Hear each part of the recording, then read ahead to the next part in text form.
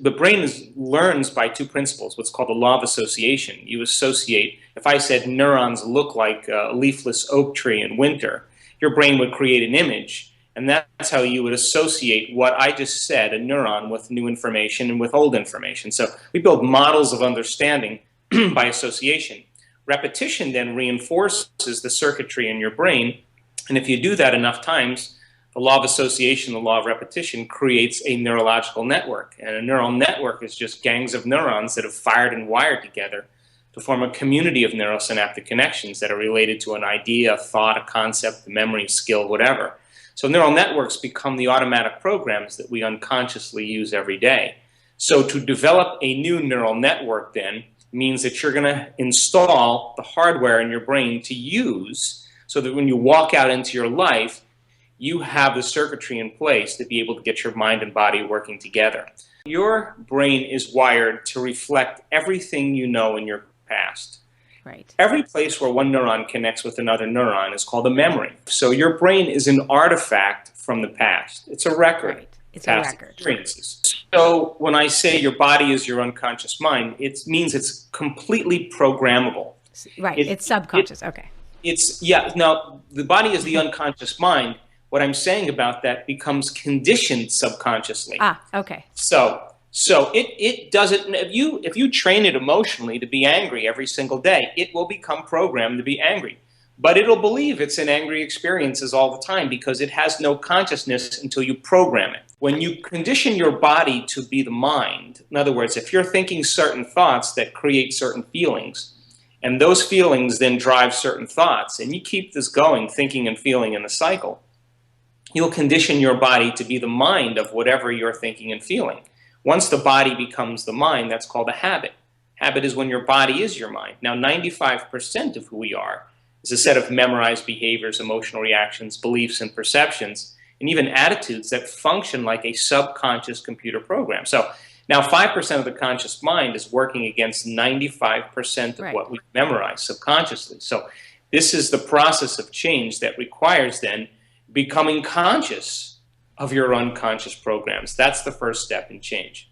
Crossing the river of change from the old self to the new self is literally the neurological, biological, genetic, chemical death of the old self. And the moment a person doesn't feel like themselves any longer, they rush around and make the same choice that leads to the same behavior, that creates the same experience, that produces the same emotion, and then they say, this feels right. Well, no, it actually feels familiar. That place in the unknown is the perfect place to create from. And so when we understand that there's a new self that biologically can be reorganized, then when we cross that river and you can't predict your future, the best way to predict it is to create it in that place of the unknown. Everyone is afraid of the death of the ego self because the ego's desperate to stay alive and stay because it needs to have an identity to exist. So then at that point, just before that demonstration, she calls it, or the manifestation of the new you do everything you can to go back to where you were because you're so uncomfortable with the unknowable. Well, let's reason that. Let's reason this, because this is fundamentally important to describe the process of change. Because when you wake up in the morning and you remember yourself as yourself, there's a feeling that you look for. And the moment you get in touch with that feeling will drive a set of thoughts that will lead to a set of automatic programs, or your body goes on autopilot, and you function pretty much from that state. When you begin to become conscious of all of those elements that are deriving the old self, the thoughts, the behaviors, the emotions, and you're no longer firing and wiring the same circuits in your brain that produce the same neuropeptides that signal the same hormones that create the same feelings, your brain then says nerve cells that no longer fire together no longer wire together. There's a weakening of the connections that are connected to the old self, and as those neurons begin to weaken and prune apart, the memory of the old self is literally changing. If you're not signaling the body emotionally with the same chemistry, that the body's been addicted to that emotion. Now the body is craving its emotional needs just like an addict because it's modified its receptor sites for more suffering, for more guilt, for more hostility, for more unworthiness, whatever it is. So then As the body goes into transition, you've just stepped into the river of change. So most people, they white knuckle it in this process because they're looking for something to reaffirm their identity as the old self. So the challenge then is when you're in that void of the unknown. If you woke up every morning and you said to yourself, okay, I'm going through crossing the river of change here, and you have some clear understandings of what you're doing, then you may want to say to yourself, well, before I open my eyes today or before I start my day, how would greatness live today? What is a future that I want to embrace? What would it emotionally feel like? Can I teach my body emotionally what it feels like to be honorable, to be passionate, to be in love with life, to be in a state of gratitude, and allow those emotions then to cause a level of auto-suggestibility to thoughts that are equal to that emotion that begin to fire and wire new circuits in your brain that begin to cause you to plan your behaviors. And as you begin to rehearse and practice in your mind who you're going to be when you open your eyes, you begin to fire and wire new circuits in your brain and begin to emotionally signal your body in new ways.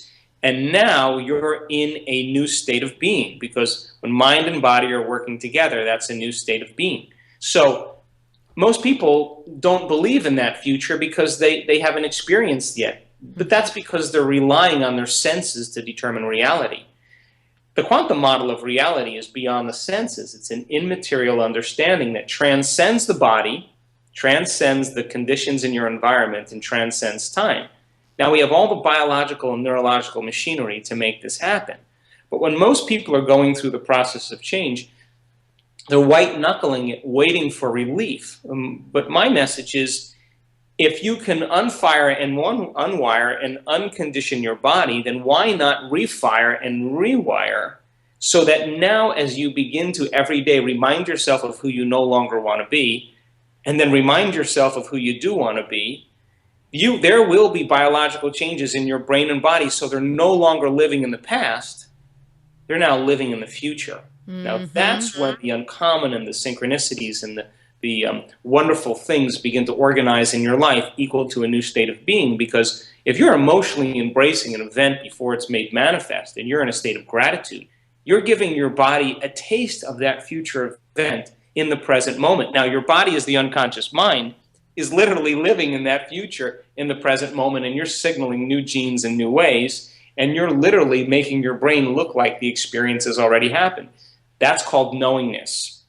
That's called certainty. That's called a state of being. They are reflections of new states of being that we want to reinforce over and over again without saying, I want to feel such and such. We actually put ourselves in an environment of feeling this thing that we, instead of saying, I see myself as successful, say, well, what does that feel like to you? What does that come up for, what comes up for you when you say those words? What would a landscape look like of success? Where would you live in it? How would you feel on a day-to-day basis? And you rehearse it, basically. So in a way, you rehearse the future, you rehearse the outcome, and then eventually the rest of you catches up. Which started me to think about this concept of the placebo, because placebos are created because a person's belief in something outside of them, some person, some thing, some place, could be a sacred place, and they begin to expect an outcome. And as they begin to anticipate and expect an outcome, what they're doing from a quantum model of reality is they're selecting a future potential, and they're emotionally embracing that future. And as they begin to emotionally embrace that future, they begin a cascade of pharmacological changes that begin to happen in their brain and body that begin to signal new genes so that their body begins to respond because of their belief in that element. When a person takes a sugar pill or a saline injection or goes to a place or has a procedure done and that procedure is a placebo, are they just feeling well? Is it just in their mind? Or is it in their mind and is it in their brain? And are there physical and epigenetic changes that take place as a result of it? And the answer is absolutely yes. So they've changed their state of being by thought alone, which begs the question, do you need the sugar pill or the saline injection or the procedure, or could you just move into a state of being by putting your attention and your investment in a possibility that exists in the quantum field, emotionally embracing it, and then allowing yourself to make something that's unknown known. Known. Uh-huh. So the answer to that question is absolutely yes, because when we did our scientific studies at our advanced workshops in 2013 this year, we saw people heal themselves of Parkinson's disease by thought alone, traumatic brain injuries, cancers, by just changing their state of being without anything outside of them. So when you take the pill and it makes the headache go away, you notice some change in your internal state. The moment you feel differently inside of you, you begin to pay attention to whatever it was outside of you that created it. Right. That association, that associative memory, that conditioning is a memory. Right.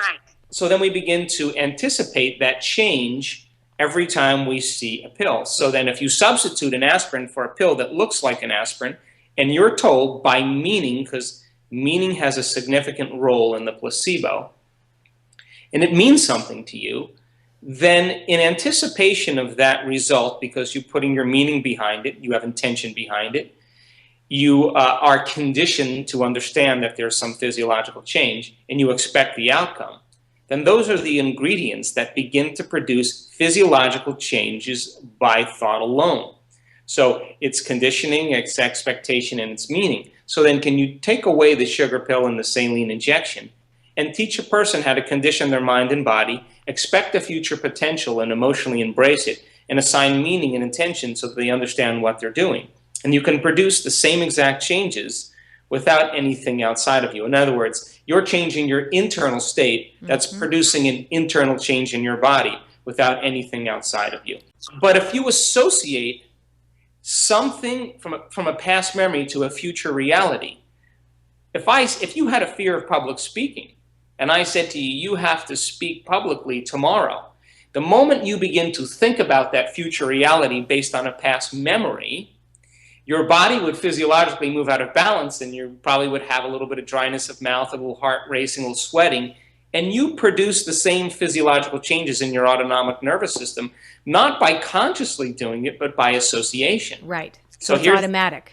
It's automatic. Now, autonomic nervous system is the automatic nervous system.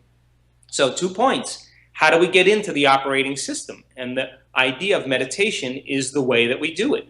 Because when you begin to create internal changes in your brain and you begin to make your inner world more real than your outer world, your brain begins to dissociate from all the conditions in its external environment. It begins to forget about the feelings of the body, and it literally loses track of time and space. That's the moment that the ego is no longer running the show. You become nobody, no one, nowhere, no thing, no time. You become pure consciousness. That's the moment consciousness, being the epiphenomenon of your biology, begins to change the brain and body so that it automatically or autonomically does what it naturally does. So it's not our job in the placebo to try to change our dopamine levels. Our job is to move into a new state of being. Being able to do that every single day, back to your question about repetition, requires a little bit of conditioning, because you're going to walk back into your life and you're going to see your coworker and you're going to look at your car and you don't like it, and you're going to, feel the pain in your back, and you're going to see that you're overweight, or whatever it is people do to reaffirm their identity through their senses. So the people that had the dopamine levels go up significantly in the Parkinson's study, the key was that when they had that change, the change only lasted for a period of time. Why? Because they walked back into their life, they saw their wife, they went to play chess with their friends, they saw their caregiver, they slept in the same bed, and it was their environment that reminded them of who they were. That's how powerful the environment is. So to then retreat from our life every day and eliminate our senses, close our eyes, play music or plug our ears, put our body away, what we're really saying is we don't want to use the environment to remind us of who we are. We don't want to be a body. We don't want to identify with our body. And we want to forget about time long enough to remind ourselves by thought alone of who we're going to be. Now, that is the conditioning process of the placebo. And it turns out the people that had changes in Parkinson's disease in our workshops where their intention tremors went away, they didn't put their faith in a sugar pill or a saline Hmm. injection. They put their belief in themselves and into a field of possibilities.